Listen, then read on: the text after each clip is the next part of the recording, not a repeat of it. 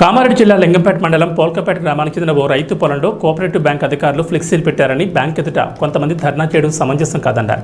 గత 10 సంవత్సరాలు అధికారంలో ఉన్న మాజీ ఎమ్మెల్యే సురేందర్ సమస్య పరిష్కారానికి కృషి చేయకుండా బ్యాంక్ ఎదుట ధర్నా తీయడం సిగ్గుచేటని లింగంపేట కాంగ్రెస్ కార్యకర్తలు అన్నారు.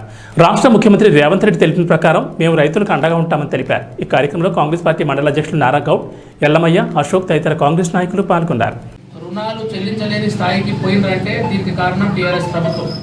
ఎందుకంటే సహకార వ్యవస్థలో నిజంగా ఎల్టీ లోన్ తీసుకున్న ప్రతి రైతు ప్రతి ఈఎంఐను సక్రమంగా కట్టే పద్ధతిలో కొనసాగే సమయంలో రిబేట్ ఆపేసిన కారణంగా రైతులు ఈఎంఐ చెల్లించడం ఆపింది. ఇది జరిగింది. మేము టీఆర్ఎస్ ప్రభుత్వం ఉన్నప్పుడు ఈ విషయాన్ని పోచారం శ్రీనివాసరెడ్డి దృష్టి కూడా తీసుకెళ్ళడం జరిగింది. ఆ రోజు రిబేట్ మొత్తం రాష్ట్ర మొత్తంలో 250 కోట్లు మాత్రమే ఇవ్వాల్సి ఉంది. అది ఇస్తే కోఆపరేటివ్ బ్యాంకులో ఉన్న ప్రతి ఒక్క రైతు కూడా ఈఎంఐ చెల్లిస్తాడని చెప్పి దృష్టికి తీసుకెళ్ళి, కానీ కేవలం 250 కోట్లు మన రిబేట్ ఇవ్వడానికి కూడా ముందుకు రాలేదు. ఇలా లక్షల కోట్ల స్కాములు చేసి ఎన్నో రకమైన అవినీతికి పాల్పడ్డ మీరు రైతుల పక్షపాతి ఎలా అవుతారు? ఇదే సురేందర్ ఆ రోజు రైతుల పక్షాన ఎందుకు కొట్లాడలేడని చెప్పి అడుగుతున్నాం మేము. ఎందుకంటే రిబేట్ ఆ రోజు ఇప్పించుంటే రైతు ఇవాళ అప్పుల పాలు కాకపోతుండే. ఇవాళ వడ్డీకి వడ్డీ వేసి చక్రవడ్డీ బారు వడ్డీ వేసి రైతు నిజంగా ఆత్మహత్య చేసుకునే స్థాయికి తీసుకుపోయింది టీఆర్ఎస్ ప్రభుత్వం. కానీ ఈరోజు కాంగ్రెస్ ప్రభుత్వం వచ్చిన 6 నెలల లోపే అన్ని పథకాలు అమలు చేస్తూ రుణమాఫీ కూడా డెడ్ లైన్ పెట్టిన దమ్మున్న ముఖ్యమంత్రి రేవంత్ రెడ్డి. ఆ విషయం మీద కూడా మా గౌరవ ఎమ్మెల్యే గారు కూడా రేవంత్ రెడ్డిని కలిసిండు. ఆగస్టు 15 లోపు రుణమాఫీ తప్పకుండా అవుతుందని చెప్పేసి ఆయన హామీ ఇవ్వడం కూడా జరిగింది. ఇది ఖచ్చితంగా చేసి తీరుతాం.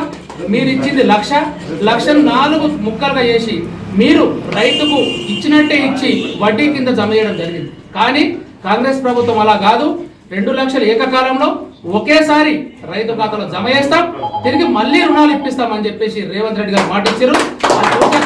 కాంగ్రెస్ ప్రభుత్వం చేస్తుంది, చేసి తీరుతుంది. మేము కూడా సురేందర్ గారిని హెచ్చరిస్తున్నాం.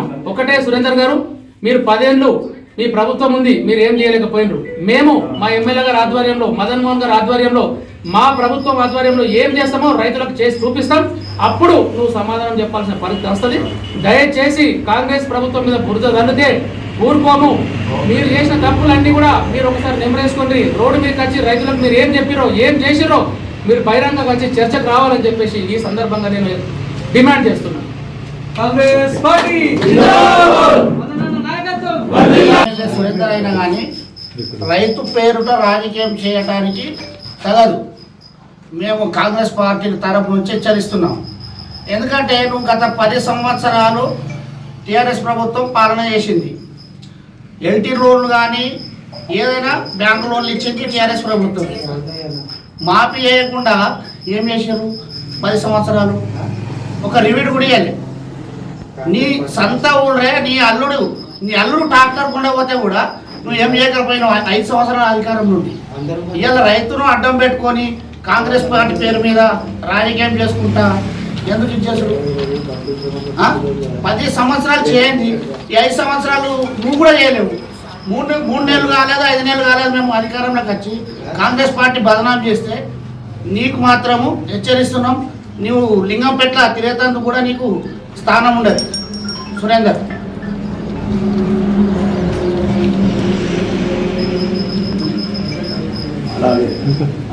అలాగే మందికి రుణమాఫీ, ఆ రుణమాఫీలో 300 మందికే రుణమాఫీ ఇవ్వడం జరిగింది టీఆర్ఎస్ ప్రభుత్వం.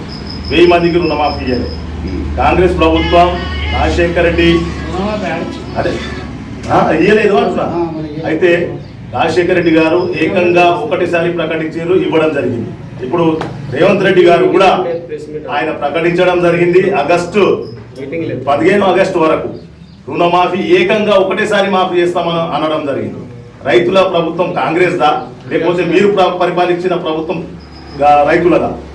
ఈరోజు రైతులు కాంగ్రెస్ వైపు చూస్తున్నారని చెప్పేసి జీర్ణించుకోలేక ఇలాంటి ధర్నాలు, ఇలాంటి కార్యక్రమాలు చేపట్టడం అసలు సురేందర్ గారికి వాస్తవానికి మీరు ఎప్పుడైతే పొల్కంపేటలో తలుపులు బీకిన కాలంలో మీరు వాళ్ళని హెచ్చరించలేదు. మీ పీరియడ్లో తలుపులు కూడా తీయడం జరిగింది.